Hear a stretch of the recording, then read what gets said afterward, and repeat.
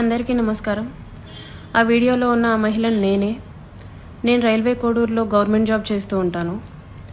గత సంవత్సరంన్నర ముందు జూన్ 14, 2024లో రైల్వే కోడూరు ఎమ్మెల్యే అయిన అర్వా శ్రీధర్ గారికి నేను కంగ్రాచ్యులేషన్స్ చెప్దామని చెప్పేసి ఫేస్బుక్ ద్వారా మెసేజ్ చేయడం జరిగింది. అతను మొదటి రోజు అయినా సరే నాతో 2-3 గంటలు మాట్లాడారు. లాస్ట్లో అతని నెంబర్ నాకు ఇచ్చి నా నెంబర్ అతను తీసుకున్నారు. టెలిగ్రామ్ అనే యాప్లో నాకు మెసేజ్ చేశారు. నా గురించి అంతా తెలుసుకుంటూ వచ్చారు. అంటే నువ్వేం చేస్తూ ఉంటావు, ఎక్కడ ఉంటావు, నీకు పెళ్ళయిందా, నీ భర్త ఏం చేస్తాడు, పిల్లలు ఉన్నారా, ఇదంతా తెలుసుకుంటూ వచ్చారు. నా భర్త నాకు దూరంగా ఉంటున్నాడు అనేసి తెలుసుకున్నారు. నేను నా బాబుతో ఉంటాననేసి నేను చెప్పాను. అలా అనుకోవద్దు, నువ్వేం ఒంటరివి కాదు, నీకు నేనున్నాను, ఎటువంటి సిచ్యువేషన్ అయినా సరే నేను నీకు ఉంటాను అని చెప్పేసి నెక్స్ట్ డే నుంచే నాకు అటువంటి ప్రామిసులు చేయడం జరిగింది. అటువంటి భరోసాలు ఇవ్వటం జరిగింది ఆయన నుంచి. సరే అని చెప్పేసి నేను నార్మల్గానే మాట్లాడుతూ వచ్చాను.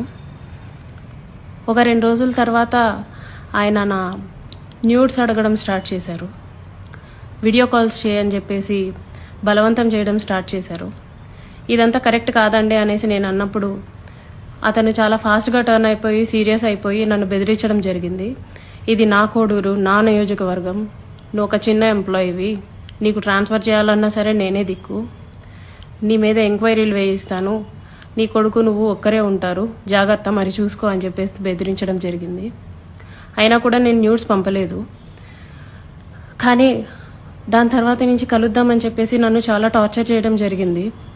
కలుస్తావా లేదా అని చెప్పేసి బెదిరించడం జరిగింది. నేను కలవను అని చెప్పేసి జూన్ 14 నుంచి ఒక 20 రోజుల దాకా నేను అసలు కలవను అని చెప్పేసి భయపడుతూనే చెప్పాను. భయపడుతూనే నేను ఇగ్నోర్ చేస్తూ వచ్చాను. ఆయన ఒకసారి అన్నారు, నీ కొడుకు నువ్వు ఒంటరిగా ఉంటారు, చూసుకో, నీ కొడుకు ఏమైనా అయితే నన్ను అడగద్దు అనేసి భయపెట్టడం జరిగింది. సరే అని చెప్పేసి నేను జూలై 9, 2024లో ఫస్ట్ టైం కలిశాను అతన్ని. ఆయనే వచ్చేసి కారులో మా ఇంటి దగ్గరికి వచ్చి పిక్ చేసుకొని కడప రూట్ వెళ్దాం, కడప దాకా వెళ్దాం అనేసి చెప్పారు. ఏం మాట్లాడాలి అనేసి నేను అడిగాను. ఏమొద్దు, ఏం మాట్లాడొద్దు, కడప దాకా వెళ్దాం అనేసి చెప్పారు. కడప దాకా వెళ్లకుండానే రాజంపేట దగ్గర ఏదో పల్లె దగ్గర ఆపేశారు. మొత్తం డార్క్గా ఉంది ప్లేస్. ఎందుకండి ఆపారు అనేసరికి నాకు నువ్వు సెక్షువల్గా కావాలి అనేసి అడిగారు. లేదండి, నేను సెక్షువల్గా కుదరదు, నేను అలాంటి దాన్ని కాదు అనేసి చెప్పాను. నేను అలా చెప్పేలోపే నా ప్రైవేట్ పార్ట్స్ని టచ్ చేయటం, నన్ను బలవంతంగా దగ్గరికి తీసుకోవడం లాంటివి జరిగాయి. నేను కార్ డోర్ ఓపెన్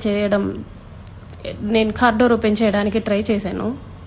అతను నా జుట్టు పట్టుకొని వెనక్కి లాగేసి నన్ను గట్టిగా కొట్టారు. 2-3 సార్లు కొట్టారు. చాలా గట్టిగా కొట్టి కార్ సీట్ని అడ్జస్ట్ చేసేసి నా మీదకి వచ్చేసి నన్ను చాలా బలవంతంగా రేప్ చేయడం జరిగింది. నేను అరవడానికి ట్రై చేస్తుంటే నన్ను చాలా గట్టిగానే కొడుతూ వచ్చారు. అలా నా మీద ఫస్ట్ అటెంప్ట్ జరిగింది.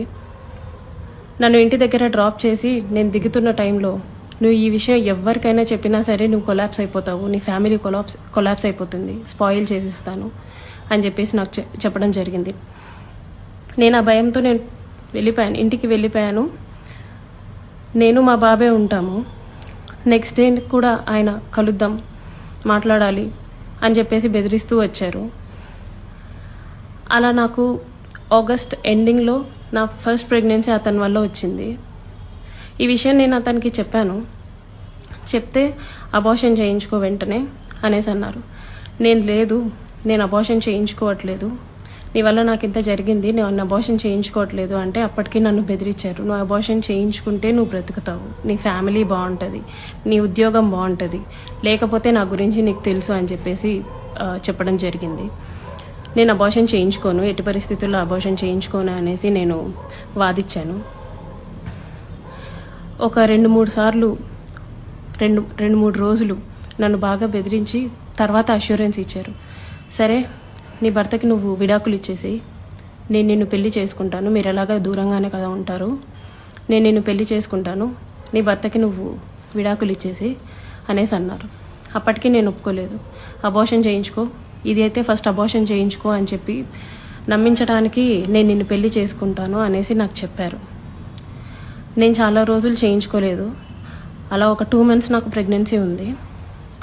దాని తర్వాత ఇంకా ఆయన కంటిన్యూస్గా బెదిరిస్తూ ఇంటికి వచ్చి కొడుతూ చేయించుకుంటావా లేదా అని చెప్పేసి టార్చర్ చేస్తూ ఫైన్ డే నేను అబార్షన్ చేయించుకున్నాను. ఆయన మాటలు నమ్మి నన్ను పెళ్లి చేసుకుంటానని ఆయన ఇచ్చిన అష్యూరెన్స్ని నేను నమ్మి నేను అబార్షన్ చేయించుకున్నాను. ఇలా ఈ 1.5 yearలో నాకు 5 abortions అయ్యాయి ఆయన వల్ల. ఎప్పుడూ మా ఇంటికి రావటం, నాకు ఇష్టం లేదు అని చెప్పినా సరే నన్ను బలవంతంగా బయటికి తీసుకెళ్ళో లేకపోతే ఇంట్లోనో నన్ను కొట్టి మా వాళ్ళని బూతులు తిట్టి చాలా రకంగా నన్ను సెక్షువల్లీ అటెంప్ట్ చేయడం జరిగింది. నాకు తెలియని విషయం ఏంటంటే ఆయన నాకు తెలియకుండా మా వాళ్ళ నెంబర్స్, మా వాళ్ళ కాంటాక్ట్ డీటెయిల్స్, ఇంటి అడ్రస్లు ఇవన్నీ కనుక్కొని నా భర్తకి కాల్ చేసి నువ్వు ఆ పిల్లకి విడాకులు ఇవ్వాలి, విడాకులు ఖచ్చితంగా ఇవ్వాలి, లేకపోతే నిన్ను, నీ ఫ్యామిలీని, నీ కొడుకుని ఎవరిని వదలను, అందరినీ చంపేస్తాను అనేసి బెదిరించడం జరిగిందంట. ఇది నాకు తెలీదు, ఈ విషయం నాకు తెలీదు. నా భర్త నన్ను తర్వాత కాల్ చేసి అసలు ఏం జరుగుతుంది అక్కడ అనేసి అన్నారు. ఇలా జరుగుతుంది అనేసి నేను మా ఇంట్లో వాళ్ళకి చెప్పాను. ఇలా రోజు ఇంటికి వస్తున్నాడు, నన్ను కొడుతున్నాడు, నన్ను టార్చర్ చేస్తున్నాడు, ఫిజికల్లీ నన్ను చాలా వాడుకుంటున్నాడు అనేసి నేను చెప్పి ఏడ్చాను. వాళ్ళందరూ నాకు దూరం అయిపోయారు. నీ ఇష్టం వచ్చింది నువ్వు చేసుకో అనేసి నన్ను తిట్టేసి నాకు చాలా దూరం అయిపోయారు.